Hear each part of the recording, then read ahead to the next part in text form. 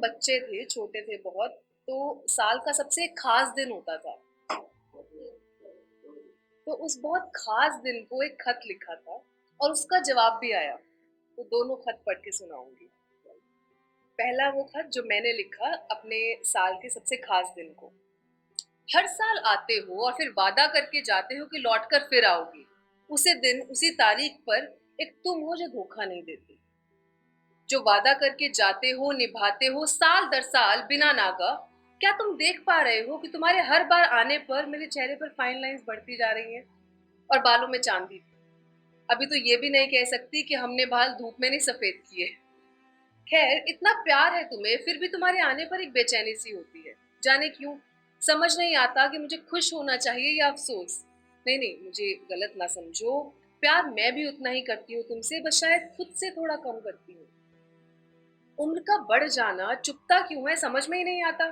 याद है बचपन में तुम्हारे आने का कितना इंतजार रहता था साल भर, और वो जश्न ही अलग होता था उस दिन।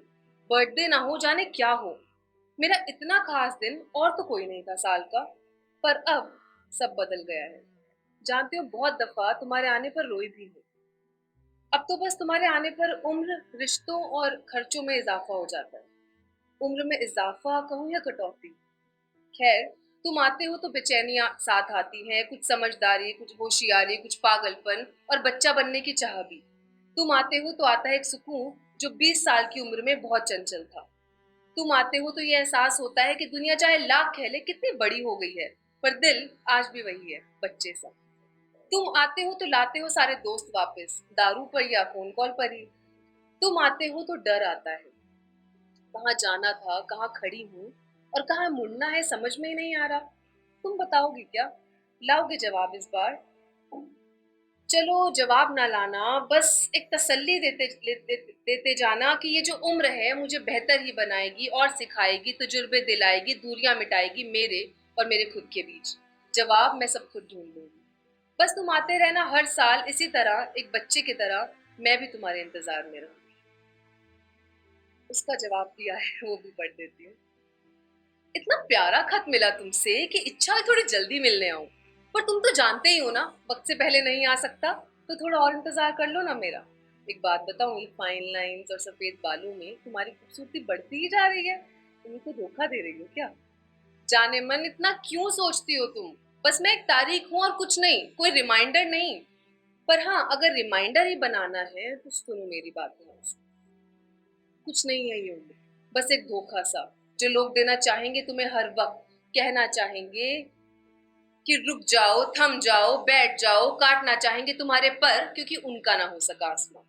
पर क्या तुम रुक जाओगे सिर्फ इसलिए क्योंकि ये पर्द सफेद हो गए हैं, या फिर भरोगी उड़ान ऐसी कि बादलों में जा मिलोगी ऐसे जैसे वहीं से ताल्लुक रखती हो हमेशा से। दुनिया चाहेगी तुम्हें तोड़ना मरोड़ना और एक सांचे में जोड़ना, और चाहेगी तुम्हें बोलना कि रुक जाओ, झुक जाओ, ढल जाओ। मारना चाहेगी तुम्हें जीते जी क्योंकि उनके अंदर का बच्चा लाश हो चुका है।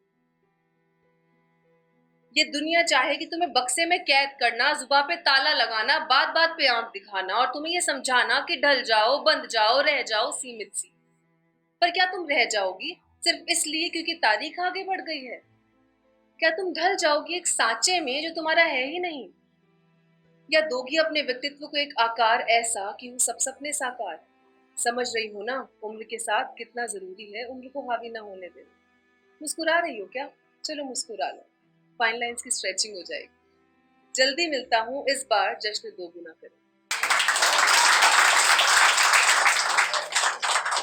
तो एक बेटी के लिहाज से, एक वक्त था जब मेरा सिरहाना पिताजी का हाथ हुआ करता था, और माँ की लोरी के साथ साथ पिताजी की थपकी भी बहुत जरूरी होती थी नींद के लिए। मेरी जिद पल भर में तो नहीं पर आखिरकार मान ही ली जाती थी। माँ कहा करती थी, इसको आपने सर पर चढ़ा के रखा है। सच कहा करती थी। जितनी बातें मैं माँ से करती थी उतनी ही पिताजी से भी। बेटी हूं ना, लाडली होना तो लाजमी है। आधी रात में जब सर्दी लगते नींद खुलती तो पिताजी को उठाती और चुपके से कहती, पापा सूसू। पिताजी झट से गोद में उठाकर ले जाते थे। माँ की गोद सुहावनी तो पिताजी की लाड लड़ाने वाली।